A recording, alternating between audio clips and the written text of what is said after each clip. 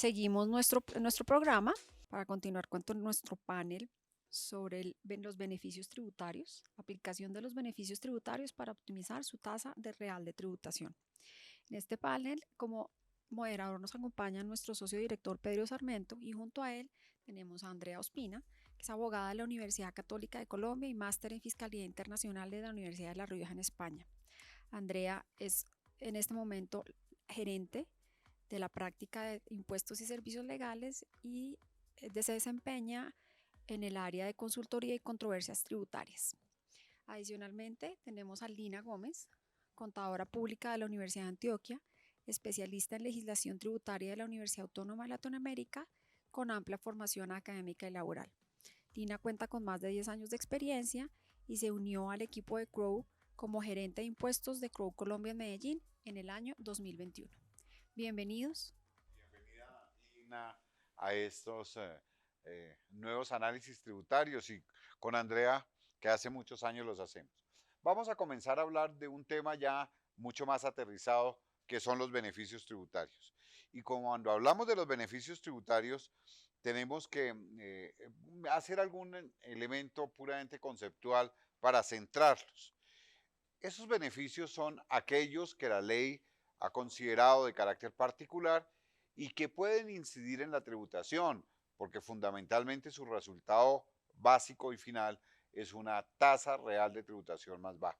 En los análisis que ha hecho la OCDE, mantiene y ha hecho todo tipo de sugerencias con respecto a la tasa de las sociedades, incluso que hay que disminuirla, pero dice que Colombia tiene un régimen especial de beneficios que vamos a ver y que hace que la tasa real sea muchísimo más baja. ¿Qué son los beneficios tributarios? ¿Por qué tenemos que mirarlo? Los beneficios tributarios son un subgrupo de lo que se denominan gastos tributarios. Acordémonos que cuando se establece una norma, el impuesto sobre la renta, el impuesto sobre las ventas, el ICA, etcétera, etcétera, hay unas bases especiales de la tributación, que son fundamentalmente el hecho grabado, los contribuyentes, la tasa, y adicionalmente hay unos elementos que hacen que eso que se podría recaudar como impuestos se disminuya y eso es lo que se denomina como gastos tributarios. Y esos gastos corresponden fundamentalmente a algunas exenciones, a algunos tratamientos preferenciales, a algunas tarifas menores. Por orden del Congreso, en Colombia comenzó a analizarse y se pidió que se creara una comisión de expertos para analizar los beneficios tributarios. Y en el año 2021 se hizo un estudio que todos hemos mirado y hemos revisado, hecho por aproximadamente 11 expertos, algunos académicos de carácter internacional, algunos autoridades de impuestos.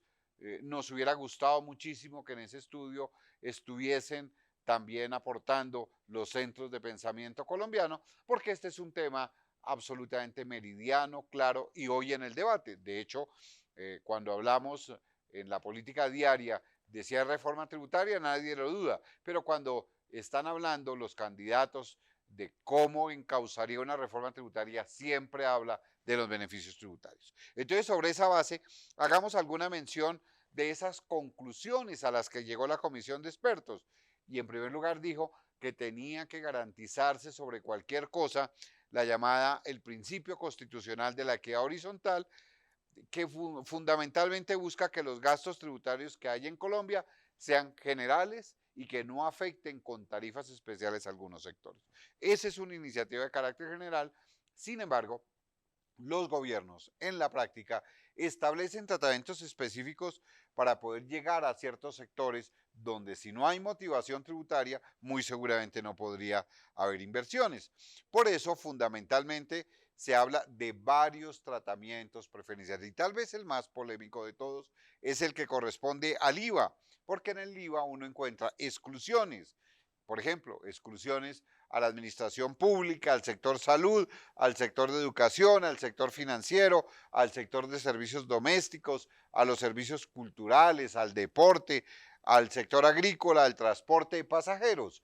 Y en esa discusión de las exclusiones estamos todos involucrados porque algunos sectores dicen son imprescindibles, no se pueden derogar, hay que mantener algunos tratamientos porque son generales y además básicos para el desarrollo de la economía.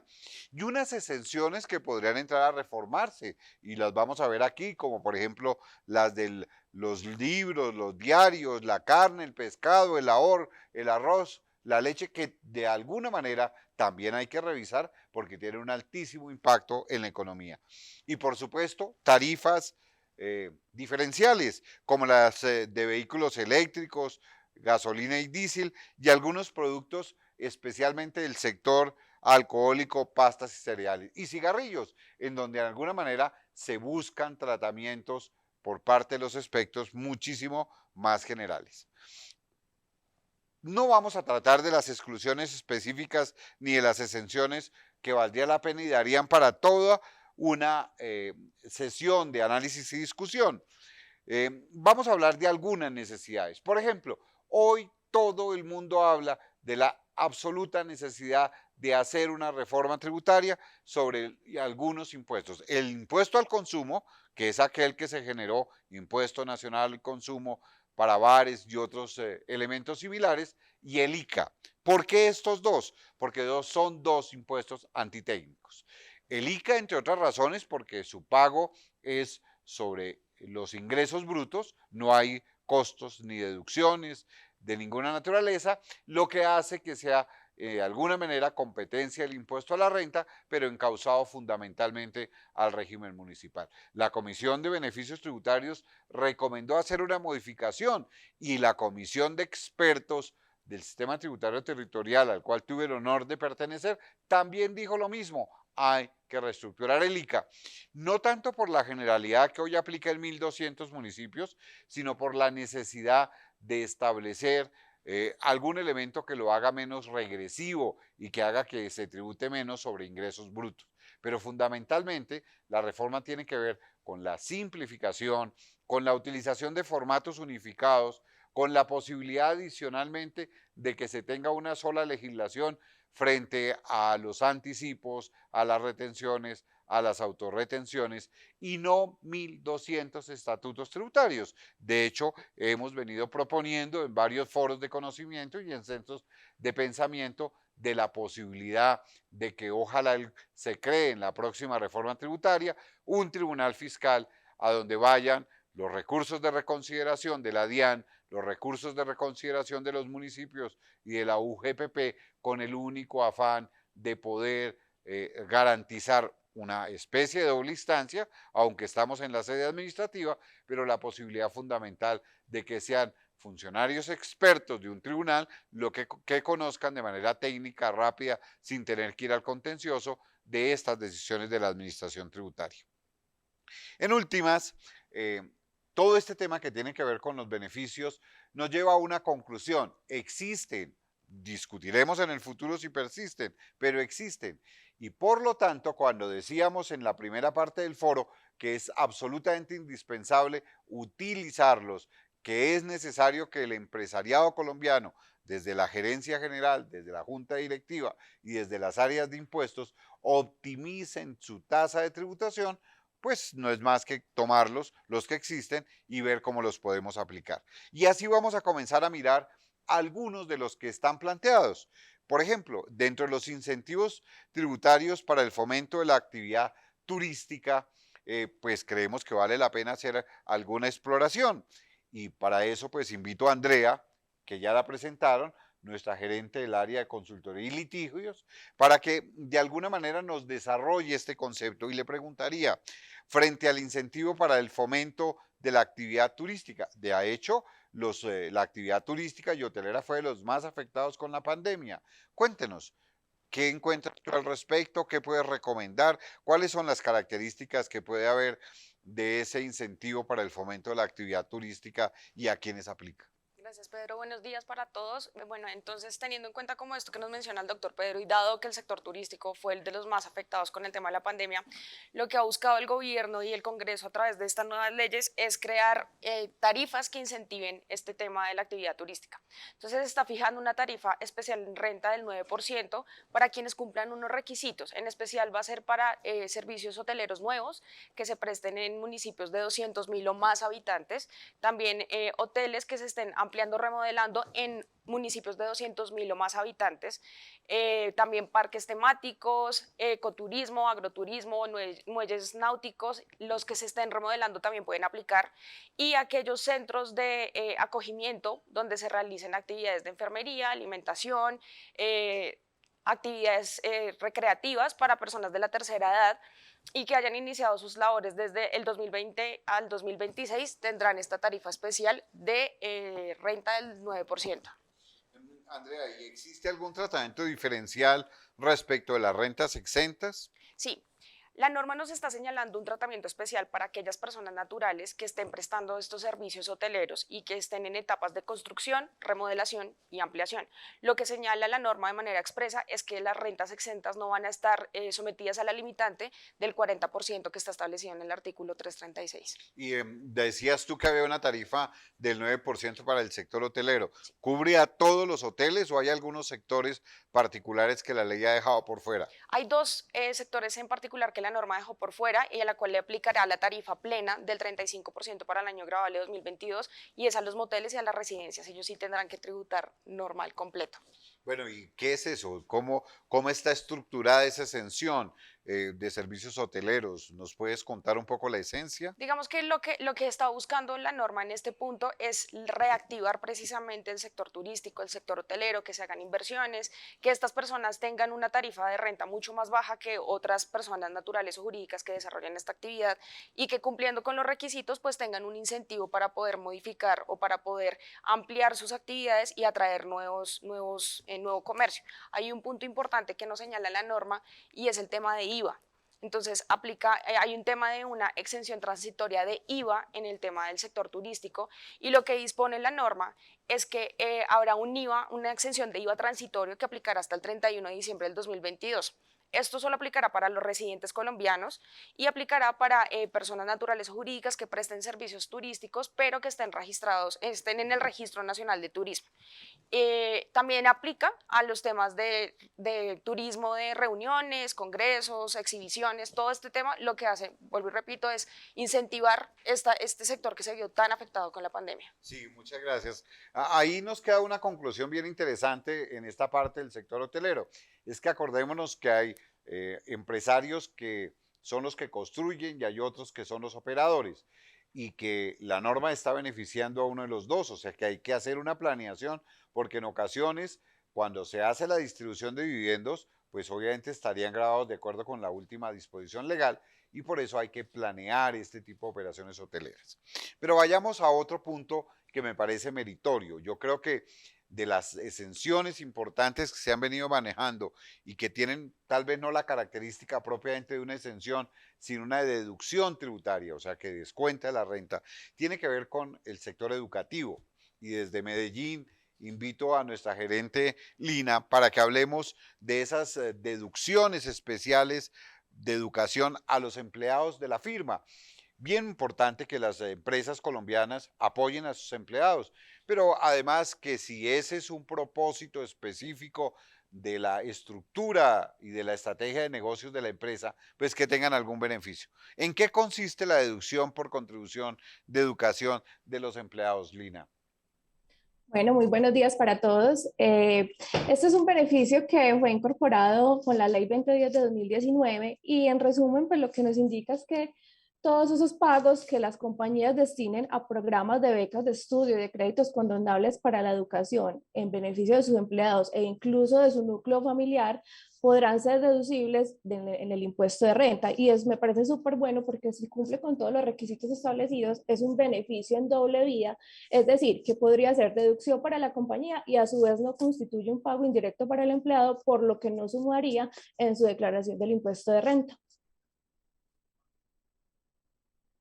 Requisitos, la ley establece o el decreto reglamentario, porque hay un decreto reglamentario, establece algunos requisitos establecidos para que las empresas puedan tener el beneficio y favorezcan a sus empleados. Sí, cuenta con unos requisitos especiales, entre ellos pues que esos programas educativos deben estar aprobados mediante un acta por el órgano de dirección de la compañía, donde se garantiza el conocimiento general de los empleados, es decir, debe ser un beneficio para la generalidad de los empleados y no casos particulares. Pues otro de los requisitos particulares es que debe ser pagado directamente por el empleador a la entidad educativa a través del sistema financiero. Estos programas tienen que estar aprobados por las autoridades educativas, sea territoriales o nacionales. Cuando se traten de programas en el exterior, estos tienen que estar convalidados por el Ministerio de Educación. Incluye solamente el valor de la matrícula, pensión de textos o software, es decir, si les vamos a dar unos viáticos adicionales o algo para esta educación, pues no los cubriría. Y pues lo último es que no está sujeto a condiciones de permanencia mínima al empleado, es decir, no le podemos exigir al empleado que debe estar durante tanto tiempo en la compañía para acceder a ese beneficio, y adicional no se le puede pedir que reentregue los pagos al empleador. Si cumplimos con todos estos requisitos, entonces tenemos el beneficio en doble vía, deducción para la empresa e ingreso no constitutivo para el empleado, pero en el momento en que dejemos de cumplir alguno de estos, pues ya se convertiría en un pago indirecto para el empleado y pues con todas las consecuencias fiscales que esto trae, pero en principio es un beneficio bastante importante para la educación de los empleados y como garantía de la compañía que puede reducir su tasa efectiva de tributación con este beneficio. Antes de la pandemia habíamos obtenido unos niveles de desarrollo importantes, de crecimiento importante, una reducción de la pobreza significativa. La pandemia tal vez lo que más afectó fue el empleo. Y si el empleo el más afectado y no nos hemos podido reponer, hemos visto cómo el gobierno ha establecido unos incentivos especiales para la creación y generación de nuevos empleos para jóvenes, para mujeres, etcétera, etcétera. Miremos un poquito y le pregunto a Andrea, ¿cuál es el objetivo de esos incentivos para la creación de nuevos empleos? Bueno, los incentivos o el objetivo de estos incentivos para la creación de nuevos empleos es financiar los costos laborales, que son seguridad y prestaciones sociales. Lo que busca también es mitigar los efectos del COVID y incentivar la creación de nuevos empleos. Entonces, este es como el objetivo principal de esta norma. ¿Y me puedes contar cuáles son específicamente los incentivos ya caracterizados en niveles salariales, en personas que tendrían ese beneficio? De acuerdo, la norma nos establece unos límites de edad y cuál es el aporte que van a recibir los empleadores. Entonces nos señala que los trabajadores que estén entre 18 y 28 años, el empleador va a recibir un aporte estatal del 25% de un salario mínimo legal mensual vigente por cada trabajador adicional. Los trabajadores que sean mayores a 28 años y que estén recibiendo hasta 3 salarios mínimos legales mensuales vigentes, tendrán un aporte estatal del 10% de un salario mínimo legal mensual vigente, y para aquellas mujeres trabajadoras mayores de 28 años y que reciban hasta 3 salarios mínimos legales mensuales vigentes, el beneficio que recibirá o el aporte estatal que recibirá el empleador será del 15% de un salario mínimo legal mensual vigente. Esto es durante un año. Este aporte lo van a recibir de manera mensual, precisamente para financiar esos costos laborales. Este beneficio solamente va a aplicar hasta agosto del 2023 y la norma nos dispone que es concomitante o se puede aplicar con los beneficios del PAEF. ¿Del PAEF qué es qué? Son proyectos adicionales que precisamente el gobierno ha estado implementando con el objetivo de incrementar o incentivar la creación de empleo que, pues como tú mencionabas, se ven tan afectados que se vieron tan afectados con la pandemia. ¿Y quiénes no pueden postularse, Andrea? La norma señala de forma específica que hay dos entidades o personas identificadas que no se pueden postular. Uno son las entidades que tengan un aporte de la nación del más del 50% o entidades descentralizadas que tengan un aporte de la nación de más del 50%, y aquellas personas que se consideren como personas políticamente expuestas. Las personas políticamente expuestas son aquellas que han realizado actividades de funciones públicas y que también tienen alguna relación con las personas. Por dar un ejemplo, el fiscal general de la Nación no podría aplicar a estos incentivos para poder hacer la contratación de alguna persona, y tampoco su esposa o sus hermanos tampoco podrían acceder a estos beneficios. Pero si tú eres una activista, por ejemplo, de los derechos de la mujer, ¿sí podrías? Claramente sí. Importante. Bueno, pasemos a otra cosa, la economía naranja. Ha sido una iniciativa muy dirigida desde la Presidencia de la República, hablar de la economía naranja. la economía naranja que tiene, además de exenciones, unos tratamientos preferenciales. Pero Lina, miremoslo, acá en Bogotá ha sido interesante, inclusive un área específica muy cerca a donde tenemos nuestras oficinas donde podría operar las actividades de la economía naranja. Pero cuéntenos, Lina, ¿qué es la economía naranja y qué actividades puede cubrir o puede incorporar? Bueno, Pedro, como bien lo decías, este es un modelo que se está utilizando actualmente para desarrollar la diversidad cultural y la creatividad, que son en este momento pilares de la transformación social y económica en el país. Este cuenta con herramientas de desarrollo cultural, social, económico y está conformado por actividades de artes y patrimonio, industrias creativas e industrias culturales. Dentro de esas artes y patrimonio podemos hablar de artes visuales, artes escénicas, turismo y patrimonio cultural, educación, gastronomía, artesanías. Dentro del subgrupo de industrias creativas podemos hablar de medios digitales, diseño, publicidad, y dentro de las industrias culturales tenemos la parte editorial, fotografías y audiovisual. Aquí tenemos que hacer como un zoom dentro del turismo y el patrimonio cultural y llevarlo como un poquito con lo que hablaba Andrea ahorita acerca de los beneficios que hay para el turismo. Digamos, dentro de la economía naranja también podemos ver beneficios para este sector, y es que como actividad que conforman dentro de la economía naranja tenemos los museos, las cocinas tradicionales, las artesanías, los parques naturales, las bibliotecas, archivos, festivales y carnavales. En estas actividades pues no se hace una mención específica para hoteles y alojamientos.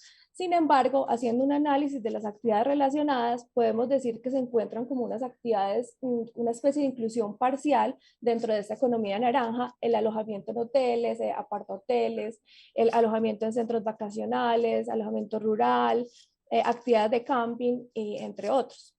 Entonces, al tener esa connotación de inclusión parcial, hacemos referencia a que son actividades en cuyo proceso productivo se pueden generar algunos productos o servicios de carácter cultural y creativo o que están, digamos, cobijados por derechos de autor. No la totalidad de los productos podemos decir que son culturales o creativos, pero al hablar de esa inclusión parcial, podríamos evaluar si estamos dentro de esta economía naranja y podamos aplicar a los beneficios que esta trae. Hay una cosa que me llama la atención. O sea, si yo hago una inversión o puedo hacer una donación a proyectos de economía naranja, tengo un beneficio especial que es una deducción. ¿Me puedes contar cuál es el monto y cómo opera? Claro, sí, claro que sí. Como primer beneficio, porque tenemos varios dentro de esta economía naranja, está la deducción por inversión o donación en proyectos de economía creativa. Y consiste en que el monto que yo invierta o done en efectivo con destino a ese tipo de proyectos que resulten seleccionados pues, de una convocatoria previa realizada por el Ministerio de Cultura, van a dar derecho a una deducción del 165% del valor real invertido o donado. Para esto, pues las inversiones solo pueden ser en dinero, no ingresarían ahí las donaciones en especie o las inversiones en especie. Esa deducción va a ser por el monto real de lo invertido con destino exclusivo a los proyectos que resulten seleccionados en esas convocatorias. Como bien lo decía, pues tiene un derecho a la deducción del 165% del valor real invertido, y tenemos una limitante, y es que el valor de los aportes sujetos a este beneficio no pueden superar el 70% del presupuesto total del proyecto. Ah, muy importante. Sí, vas a decir algo, exenciones, etcétera. Pues les iba a contar el otro beneficio que tenemos es la renta exenta. Anteriormente hablábamos de una renta exenta de 7 años. Con la ley 2155 del 2021 el beneficio continuó, pero esta vez es por 5 años para todas aquellas empresas que se constituyan o inician actividades antes del 30 de junio de 2022. Entonces, estaríamos hablando de que adicional a esa renta exenta habría creación de empleo por los requisitos que contiene, mayor capacidad para crecer. Estamos hablando de una reactivación de negocios de industrias culturales y creativas. Colombia, en Irlanda hace muy poco tiempo, o en Europa, para ponerlo un poco más general, llegó a unos acuerdos y a unos compromisos para la conservación y la preservación del medio ambiente, para las campañas de reducción de la huella de carbono y demás. Incluso hace poco tiempo, en diciembre tal vez salió una ley que obliga a cierto tipo de empresas, a las más grandes, a sembrar 2 árboles por cada una de las empresas que existen en el país, y le da la orden a los municipios que fijen un territorio y que además certifiquen a través de sus oficinas de planeación si qué empresa cumplió con esta obligación, que es una alternativa interesante para reforestar el país. Pero hay otros medioambientales que tienen que ver con inversiones realizadas en el control, conservación y mejoramiento del medio ambiente en actividades turísticas. También en esta misma línea. Andrea, ¿nos puede hablar de ellas?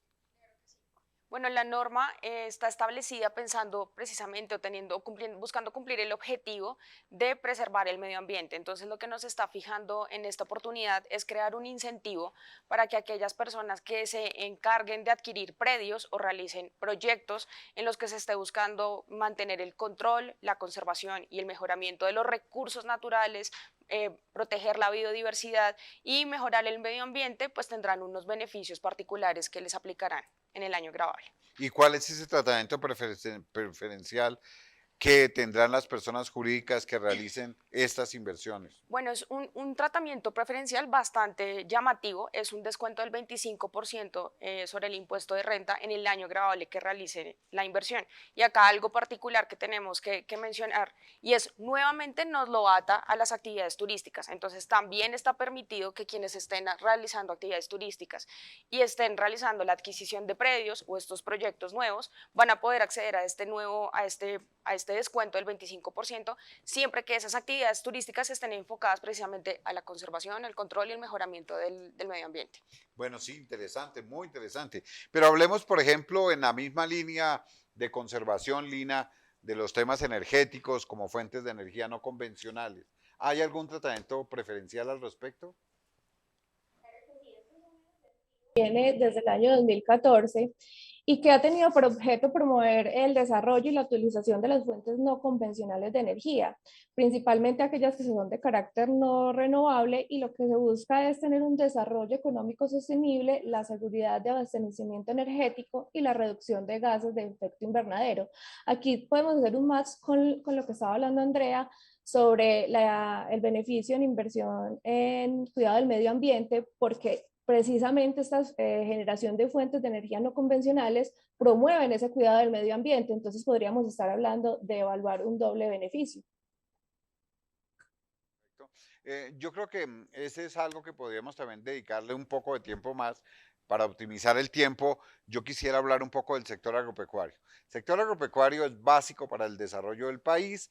Existe toda la posibilidad de que nosotros no solamente hagamos toda la base del crecimiento en el sector agropecuario, pero para eso se requieren medidas específicas y algunos expertos han reconocido que hay que generar unas rentas exentas. ¿Qué tenemos, Andrea, en materia del sector agropecuario y algunos tratamientos preferenciales? De acuerdo, en relación con el sector agropecuario, también el Congreso no se quedó atrás con esta regulación y lo que buscó es crear rentas exentas por un término de 10 años para aquellas rentas provenientes de las inversiones que se realicen con el objetivo de incrementar el sector agropecuario. Entonces nos establece, entre otros, unos requisitos indispensables, que es que se tengan actividades o sociedades que realicen su objeto principal inicial sea el desarrollo de actividades que incentiven ese desarrollo del sector agropecuario, que inicien actividades antes del 31 de diciembre del 2022, lo cual es muy importante tenerlo en cuenta porque pues es este mismo año.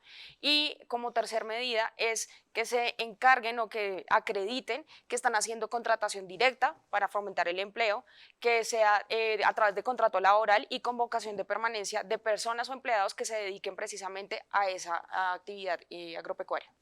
Importante también sobre eso, en la medida en que los grupos empresariales pueden tener diferentes tipos de manejo, pues está el sector agropecuario, que en la canasta de oportunidades podría generar un ahorro de impuestos.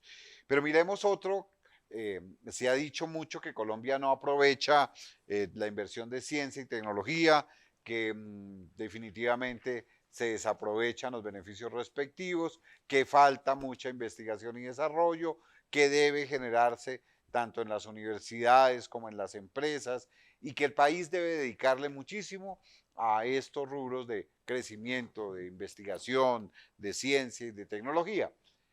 Veamos, Lina, al respecto qué hay. De hecho, todos sabemos que se creó un ministerio nuevo de ciencia y tecnología. Ahora veamos qué encontramos al respecto, qué podríamos aprovechar, cómo lo podríamos hacer.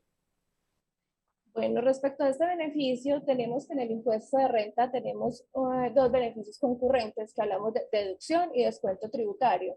Entonces, todos esos proyectos que estén aprobados por el por el Consejo Nacional de Beneficios Tributarios tendrán derecho a deducir el 100% de la inversión y adicionalmente tendrán un descuento tributario del 25% de lo invertido, disminuyendo así la tasa efectiva de tributación.